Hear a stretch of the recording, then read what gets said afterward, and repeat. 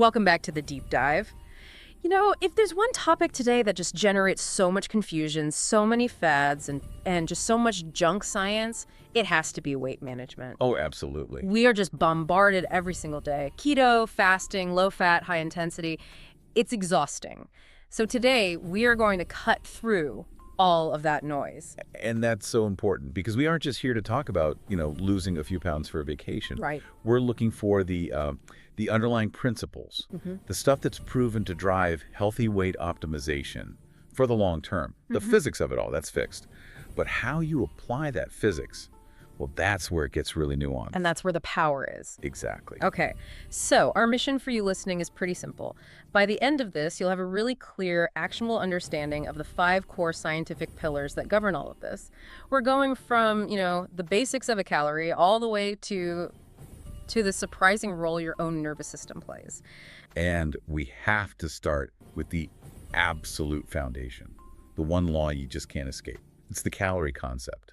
I mean, if you strip away every single fad, every supplement, it all comes down to managing energy. Simple as that. If you gain weight, you've taken in more energy than you've used. If you lose weight, you've created a calorie deficit, period. That's the thing, isn't it? That formula, burn more than you eat, it sounds so simple. I mean, we all know it. Yet almost everyone struggles to actually do it. So why is it so hard to implement safely, especially if your goal is something more complex, like losing fat but keeping your muscle? And that's the tension right there, that gap between the simple formula and the complex reality. And that's where all the interesting science begins. Okay, so let's get into it. Let's unpack that cornerstone, the calorie. When we say calorie, what are we really truly talking about? Well, at its most basic, it's just a unit of energy. You get it from food, and when that energy enters your body's first job is to process it. To turn it into something useful. Exactly. It converts the macronutrients, so carbs, fats, proteins, into fuel. And the main immediate fuel source it makes is glucose. Okay. Now, if you don't need that glucose right away for, your heart beating or your brain thinking, your body is, it's ruthlessly efficient at storage. It doesn't want to waste anything. Never. So first it fills up the easy access tanks, that's glycogen in your liver and muscles. And once those are full, any extra glucose gets converted and packed away for the long term as body fat. So it really is like a bank account. I mean, if I put in, say, 8,000 calories of energy in a day, but my body only spends 6,000 to run everything, that extra 2,000 doesn't just vanish. Not at all. That surplus is converted directly into body fat and added to your reserves, and it's an incredibly efficient reserve. A tiny amount of fat stores a huge amount of energy. So to lose weight, you have to flip that equation. Your output has to be consistently higher than your intake. But the complexity comes in on the output side of that equation. Because when we think of spending calories, our minds immediately jump to the gym, right? Hitting the treadmill, lifting weights. But how is my body burning thousands of calories when I'm just sitting here, or even when I'm asleep? That is your basal metabolic rate, your BMR. And it's the energy you need just to stay alive, basically. Just the cost of doing business. The cost of being alive, yeah. It's your body temperature, blood circulation, breathing, cells repairing themselves. I mean, this BMR accounts for the huge majority of your daily burn. For most people, it's something like 60 to 75% of all the calories they use. And a part of that, which we'll get into later, is the energy it takes just to process the food we eat, the thermic effect of food. Absolutely. It's a continuous process. Yeah. And what might really shock you is how much energy some specific organs use. I mean, the brain. The brain is maybe the most demanding organ you have. I was floored when I first read these numbers. It's incredible. The data shows that the brain alone can burn through 20, even 30% of your total daily calories. And that's when you're just sitting quietly. Just thinking. Just thinking. It needs a massive amount of energy, mostly glucose, to manage all its electrical signals and process everything you see and hear. So that puts a huge constraint on any kind of extreme diet, doesn't it? I mean, if my brain is that big of an energy hog, starving myself is just a terrible strategy. You're even burning calories when you're asleep. You are. In a normal 8-hour night, an average person will burn around 400 calories just running their BMR. So this gets back to the danger of cutting calories too much. Right. If my brain needs up to a third of my energy just to work properly, and I drop my intake way below my BMR, I'm basically putting my own brain on a starvation diet. What does that actually do to you? The consequences are severe, and they almost always lead to the diet failing. When your body senses there isn't enough energy for basic functions, it hits the panic button. Hormonally, You get a spike in cortisol, that's a stress hormone, and your thyroid function drops, which slows down your whole metabolism. But the real problem is, because the brain isn't getting its fuel, your cognitive function just plummets. You can't focus, you get really irritable, and this is the key for dieting. The part of your brain that handles self-control, it just goes offline. So that binge people experience, where they feel like they've failed, it's not just a lack of willpower, it's their brain being biologically stripped of the tools it needs to even have willpower. That's it, exactly. Some studies have shown your cognitive function can drop by 30 or 40% after just one day of severe calorie restriction. The body prioritizes survival, and the hunger signals just overwhelm everything else. The only way to succeed is with healthy caloric control, a moderate, consistent deficit. Okay, so let's zoom in on the actual process. How does the body get that stored fat from, say, around my stomach and actually burn it for energy? This is where it gets really, really interesting. A little technical. Burning fat is always a two-step process. Always. Okay, step one. Step one is mobilization. This is basically breaking the fat out of the fat cell. A fat molecule is 3 fatty acids attached to a glycerol backbone. Mobilization is just breaking those bonds so the fatty acids can get out into the bloodstream. So mobilization is getting the fat out of storage. What's step two? Step 2 is oxidation. That's the actual burning of the fat. So those free fatty acids travel through your blood, they get picked up by cells that need energy, like your muscle cells, and they're pulled into the cell's mitochondria. You can think of those as the power plants. Right. And inside the mitochondria, the fatty acids are burned to create usable energy, ATP.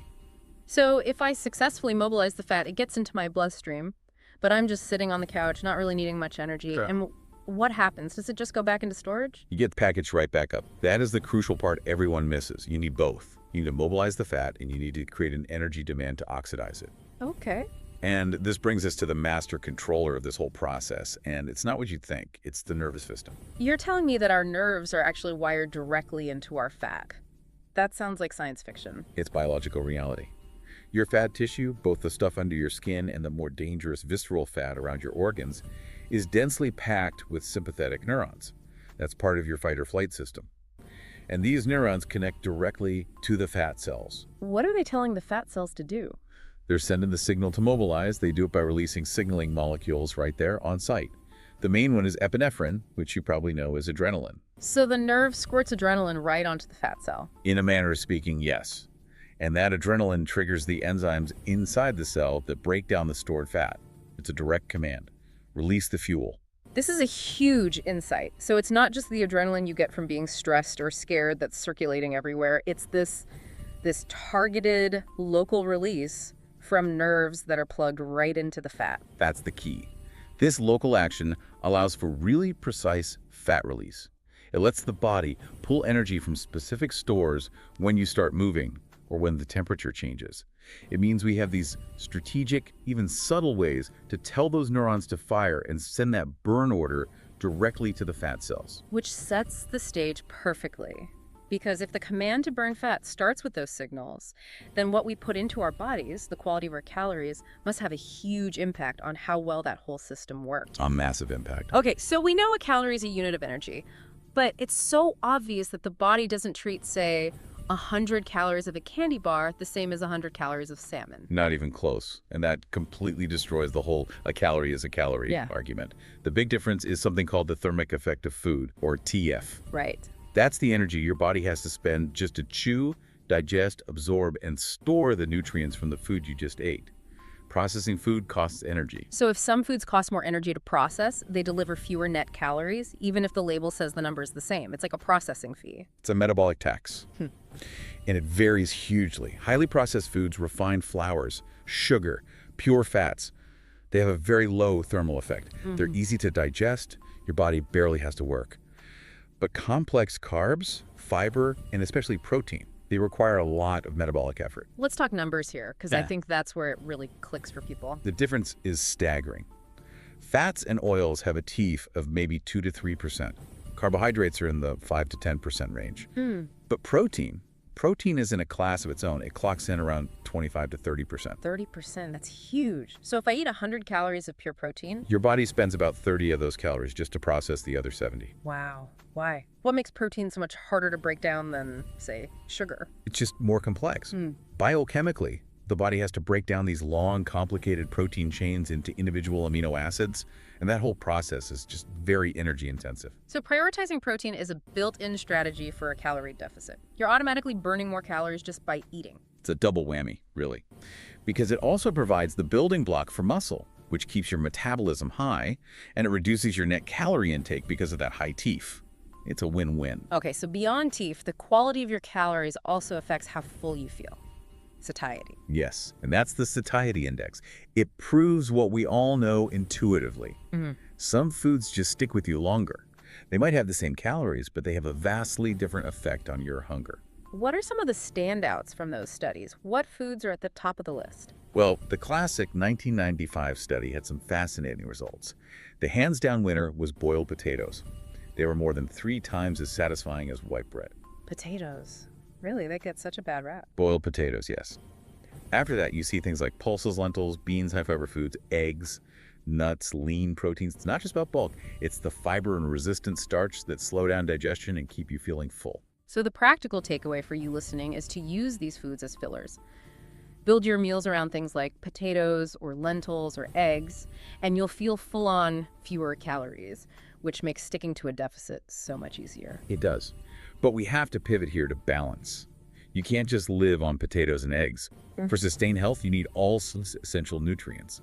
Proteins, carbs, fats, vitamins, minerals, and water. You can't just eliminate entire food groups. Which brings us to the endless dramatic carb versus fat wars. Why is this debate still going on when the science seems pretty clear? I think it's mostly marketing and the fact that people see dramatic initial results from, say, low-carb diets because they shed a lot of water weight. Right. But when you do a properly controlled study where you match the protein and the total calories perfectly between a low-carb group and a low-fat group, the metabolic advantage just disappears. So weight loss is about the energy balance, not the specific ratio of carbs to fats. Exactly. The ratio is more about what kind of diet you personally find easier to stick to. That's it. It's about adherence, not magic. But let's talk about the extremes. Because carbohydrates are essential, right? Cutting them too low has to be dangerous, especially for that energy-hungry brain we talked about. It is. The brain prefers carbs for fuel. Studies have shown that both super low-carb diets and super high-carb diets come with health risks. The goal isn't to eliminate carbs, it's to be smart about them. You want complex carbs, whole grains, fruits, vegetables that absorb slowly and give you sustained energy. And what about fats? They were the villain for decades, but they're absolutely critical for our health. Non-negotiable. We need fats for our cell membranes for making hormones like testosterone and estrogen, and you absolutely need them to absorb certain vitamins A, B, E, and K. Your brain is about 60% fat. You can't cut them out. So the key is just knowing the good fats from the bad fat. That's all it is. Good fats are your mono, unsaturated, and polyunsaturated fats. You find those in nuts, seeds, olive oil, avocados. Bad fats are saturated in trans fats, so butter, fatty meats, and a lot of processed and deep fried foods. Minimize those. So if you're looking for a simple, balanced framework, what are the general guidelines, the acceptable macronutrient distribution ranges? The AMDR gives you some great guardrails. The goal is to get 45 to 65% of your daily calories from carbohydrates, 20 to 35% from fats, and 10 to 35% from protein. And where you fall in those ranges depends on your goals and activity level. Right. An athlete might need more protein than someone who is sedentary, but as long as you stay within those boundaries, you're getting what you need. Okay, now let's talk about the saboteurs, the things that make it so hard to stay in those healthy ranges. Processed foods. They seem engineered to break this whole system. They are. Ultra-processed foods are designed to be hyper-palatable. They're low in satiety, they have a low TT, and they just bypass all your body's natural fullness cues. If you want to make one big impactful change, you have to target the 4 main culprits. What are the big 4? Number 1, refined flour. White bread, pastries, most pasta. Number 2, added sugar, especially high fructose corn syrup. 3, bad oils and trans fats. And 4, just the general category of heavily packaged ultra-processed foods that usually combine the first 3. Why is getting rid of refined flour so powerful? Because it digests too fast. It hits your bloodstream like a tidal wave, your blood sugar spikes, and then you get a huge insulin response to deal with it. But that spike is always followed by a crash. And when you crash. You get hungry again. Yeah. And you get intense cravings. You're trapped in this vicious cycle. So if you can manage to cut out those 4 things for, say, 30 days, the change you'll feel is incredible. Your energy will stabilize, the brain fog lifts, and the cravings they just quiet down. Okay, so diet is the foundation. That sets up the energy deficit. But movement. Movement is the accelerator, especially when we're talking about the most dangerous type of fat in the body, which is visceral fat. Visceral fat truly is the hidden enemy. It's not the fat you can pinch under your skin. That's subcutaneous fat. Visceral fat is the stuff deep inside, wrapped around your organs, your liver, your pancreas. And what makes it so much more dangerous? It's metabolically active. It's like a little factory that's constantly pumping out inflammatory molecules into your body. And that systemic inflammation is what drives insulin resistance, type 2 diabetes, heart disease, all the bad stuff. So how do we get rid of it? Well, here's the good news. Visceral fat is actually very responsive to a calorie deficit. In fact, it tends to be the first fat your body taps into when you start losing weight. We've seen that losing just 5 or 10 pounds can shrink your visceral fat stores by up to 30%. That's incredibly motivating. But you said earlier that certain foods seem to encourage the body to store fat viscerally, right? What are those triggers? 2 big ones. The first is saturated fat. There were studies where they overfed 2 groups the exact same number of extra calories. The group getting those calories from saturated fats like butter gained significantly more visceral fat than the group getting them from polyunsaturated fats like nuts. So the body has a preference for where it stores saturated fat. What's the second trigger? The second, and maybe even worse, is fructose from added sugars. Table sugar and high fructose corn syrup, they're part fructose. And your liver has to do almost all the work of processing that fructose. When it gets overwhelmed, it just rapidly converts it into fat that gets stored viscerally. And just to be clear, this isn't the fructose in a whole apple, right? Because that comes with fiber and water. Exactly. The fiber slows everything down. We're talking about the massive doses of fructose you get in a soda or sweetened yogurt. Okay, so we control calories, we minimize saturated fat and added fructose. Now let's talk about movement. Specifically, how to use that nervous system link we talked about before. This is where we talk about NEAT, non-exercise activity thermogenesis. It's basically all the calories you burn from everything that isn't formal exercise. Walking to the kitchen, taking the stairs, fidgeting. Fidgeting, really? Why is NEAT so important? It's not just about the calories burned. It's about the signaling. Remember that local release of adrenaline from the nerves connected to your fat cells? I do. Well, subtle, low-level movements, bouncing your leg, pacing on a phone call, they are incredibly effective at triggering those nerves to fire. They send that mobilize and burn signal directly to the fat cells. So even if I'm not running a marathon, just by choosing to stand at my desk or fidget a bit, I'm actively flipping a localized fat-burning switch. You absolutely are. For people who are very sedentary, just adding 1,000 steps to their day or standing instead of sitting for a couple of hours, that can activate this pathway much more sustainably than forcing yourself to go to a gym you hate. So if subtle movement is that powerful, what about something more extreme, like shivering? Shivering is one of the most powerful ways to stimulate fat burning, and it does it by activating a special kind of fat called brown fat. Right, brown adipose tissue. Exactly. It's mostly around your neck and shoulders, and unlike white fat, which stores energy, brown fat's job is to burn energy to create heat. So shivering burns calories from the muscle contractions, and it also turns on this internal furnace. That's it. When you shiver, your muscles release a molecule called succinate, and that succinate acts directly on the brown fat, telling it to ramp up its heat production. It's a double burn. Okay, that's fascinating. But how do we use that? Is there a specific protocol? There is. You want to trigger a real shiver, not just get used to being cold. So the best way is intermittent exposure. Get into cold water or a cold shower until you start to genuinely shiver. Okay. Then get out, but don't dry off. Just wait for 1 to 3 minutes as the shivering peaks. Then repeat that cycle 2 or 3 times. That maximizes the signal to the brown fat. A bit uncomfortable, but a very powerful tool. Now, what about dedicated exercise, especially for people trying to do body recomposition, lose fat, and gain muscle at the same time? Body recomp, Yeah. the holy grail. It's tough because the 2 goals have opposite energy needs. Fat loss needs a calorie deficit, but muscle building usually needs a surplus. So who can actually pull it off? It works best for 3 groups. First, beginners in the gym, the newbie gains are real. Second, people coming back after a long break because of muscle memory. And third, people with a higher body fat percentage because they have so much stored energy to fuel muscle growth. And the strategy for them. It has to be built on resistance training, compound movements, squats, deadlifts, presses, and you have to use progressive overload. You have to constantly challenge the muscle by adding a little more weight or a few more reps. Without that, you won't grow. Okay, what about timing? Does exercising while fasted actually burn more fat? The science says yes, if you do it strategically. It's all about insulin. Insulin is a storage hormone. When it's high, like after a meal, it shuts down fat burning. When you're fasted, insulin is low. Which opens the door for fat burning. Exactly. So the best routine is to do your high-intensity work first, your weightlifting or HIIT, for 20 to 60 minutes. That empties out your local muscle fuel. Then you immediately follow that with moderate intensity cardio while you're still fasted. Your body is forced to burn a higher percentage of body fat for that cardio session. That's a very specific strategy, but there's a catch for muscle growth, isn't there? The cardio interference effect. There is. Basically, strength training and high-intensity cardio trigger competing signals in your body. One says grow bigger, the other says get more efficient. And if you do them back-to-back in the same session, they can blunt the grow bigger signal. So if muscle is your #1 goal, don't follow your heavy squats with a hard run.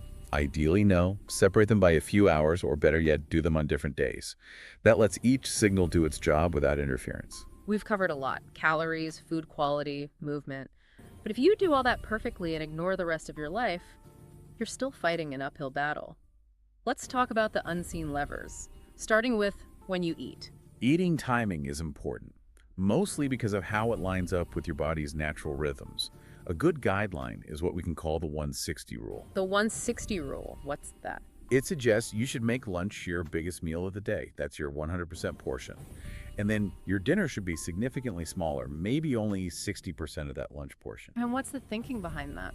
It's purely about activity.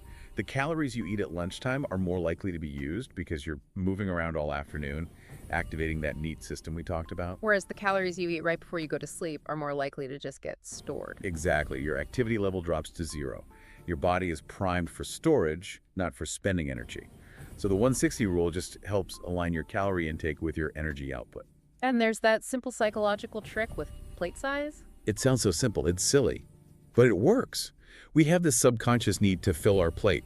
So if you just switch from a big dinner plate to a smaller one, you automatically serve yourself less, but your brain still gets the satisfaction of seeing a full plate. A simple, willpower-free hack. Now, let's talk about the two biggest hormonal saboteurs: stress and anger. They can completely derail everything. Chronic stress and anger put your body into a constant state of alert. It's like you're always preparing for a threat that never actually comes. And what does that do to your metabolism? It wrecks it. Cortisol, the main stress hormone, tells your body to conserve energy. Digestion slows down. Your insulin sensitivity gets worse. But the really bad part is that chronic cortisol specifically tells your body to store fat centrally. Wait, so stress doesn't just make you store fat more easily, it actually tells your body where to put it, right around your organs, in that dangerous visceral area. That's what the science points to. High cortisol favors visceral fat deposition, even if your calories are in check. It's trying to stock up emergency fuel in the most accessible spot. So managing your stress isn't just a mental health thing, it's a profound metabolic strategy. And that chronic stress is often made worse by the one thing we all sacrifice: quality sleep. Sleep is not a luxury. It's a non-negotiable requirement for metabolic health. If you're sleeping poorly, you are actively working against all your other efforts. What's the data on that? What happens when you compare short sleepers to people who get enough? The results are crystal clear. In studies that compare people getting, say, 4 hours of sleep to those getting 7 or 8, the short sleep group always trends toward weight gain. And it comes down to two key appetite hormones: ghrelin and leptin. Ghrelin is the go hormone, it makes you hungry, and leptin is the stop hormone, it makes you feel full. That's right. And when you're sleep deprived, that whole system goes haywire. Ghrelin levels shoot up so you feel way hungrier than you should. And at the same time, your leptin levels plummet, so the I'm full signal is broken. So it's a metabolic double whammy. You're biologically starving and the off switch is gone. It is. You're fighting chemically enhanced hunger with hormonally impaired willpower. The takeaway here is simple. Getting 7 to 9 hours of good sleep is just as important as your diet and your exercise. It's a pillar. So when we put all 5 of these pillars together: energy balance, food quality, smart movement, and then managing stress and sleep, What's the big picture? The big picture is that while the law of calories is the foundation, your strategy is everything. It's not just eat less, move more anymore. Now we know how to use proteins T up, how to avoid the specific triggers for visceral fat, how to use NEAT and cold to talk directly to our fat cells, and how to use sleep and stress management to create a metabolically favorable state. It's empowering to know about those non-obvious levers, that you can make a real difference just by standing more or changing the temperature of your shower. And that leads to a final thought for you to chew on. If our nervous system is so sensitive to these subtle things like fidgeting and shivering, what other tiny subconscious environmental cues are we missing every day? Cues that could be either helping us or hurting us without us even realizing it. Like what? I mean, think about your posture, the temperature fluctuations in your home, the cadence of your breathing. The science suggests these constant tiny inputs might be having a huge influence on our bodies, and we're not even aware of them.